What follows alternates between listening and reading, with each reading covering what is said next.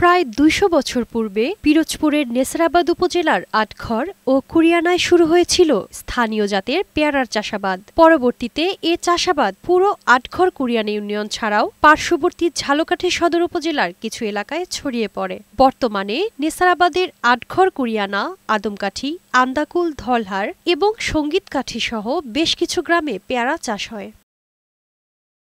এখন গাছ থেকে পেয়ারা সংগ্রহ করছেন চাষিরা, আর সেই পেয়ারা ছোট ছোট নৌকায় করে সরু নালা দিয়ে নিয়ে যায় ভাসমান পাইকারি হাটের দিকে। আর পাইকারি ক্রেতারা পেয়ারাগুলো ট্রাকযোগে ঢাকা সহ দেশের বিভিন্ন প্রান্তে নিয়ে বিক্রি করে। 10 দিন হয়েছে পাড়া শুরু করছি, আর ধরেন ভাদ্রের 30 পর্যন্ত মানে চলবে।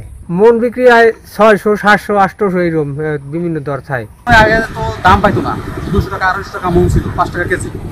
এখন মোটামুটি বছর মোটামুটি দাম আছে। জেলার কৃষি বিভাগ বলছে, পেয়ারার উৎপাদন বাড়াতে চাষিদের সব ধরনের সহায়তা করা হচ্ছে। কৃষি বিভাগের পক্ষ থেকে পেয়ারা চাষিদেরকে বিভিন্ন কারিগরি সহায়তা প্রদান করা হচ্ছে, যাতে তাদের উৎপাদন বৃদ্ধি পায়।